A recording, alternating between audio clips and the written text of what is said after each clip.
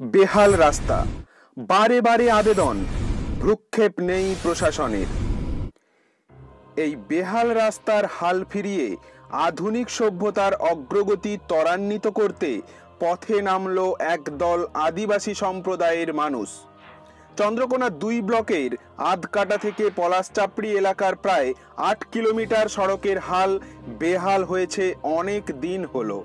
আজ সেই রাস্তা সারাইয়ের দাবি নিয়ে চন্দ্রকোনা 2 ব্লকের বসনছড়া গ্রাম পঞ্চায়েতের কাছে আদিবাসী সম্প্রদায়ের সংগঠন ভারত জাকাত মাঝি পরগনার উদ্যোগে ধামসা মাদল সহযোগে আদিবাসী সম্প্রদায়ের মানুষেরা পথ অবরোধ করে বিক্ষোভ দেখালেন। চন্দ্রকোনা 2 ব্লকের জাকাত নেতা ধ্যানচাঁদ মুর্মু বলেন, বহু বছর ধরে চন্দ্রকোনা থেকে পলাশচাপড়ি পর্যন্ত রাস্তাটি বেহাল। রাস্তা দিয়ে বহু যাত্রীবাহী বাস ও ট্রেকারের নিত্য যাতায়াত। রাস্তা বেহাল হওয়ায় মাঝে মধ্যেই লেগে রয়েছে দুর্ঘটনা। বারবার লিখিত আকারে জানিয়েও কোনো সুরাহা হয়নি। তাই আমাদের এই অবরোধ বিক্ষোভ। আমরা চাই অবিলম্বে প্রশাসনের তরফ থেকে রাস্তা সারাইয়ের প্রতিশ্রুতি। জানা গেছে পরে চন্দ্রকোনা 2 ব্লকের বিডিও শাশ্বত লাহিড়ির হস্তক্ষেপে বিক্ষোভটি ওঠে।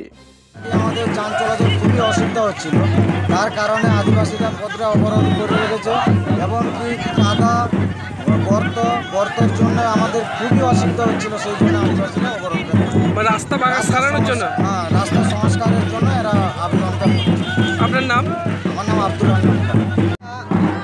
আমিও একটা যেটা চন্দ্রকোনা 2 ব্লকের মধ্যে পণ্ডিত বাবা, এটা আদিবাসী সমাজ অবরোধ এই কারণে আমাদের যেটা এই রাস্তা একদম জঘন্যই পড়ে আছে।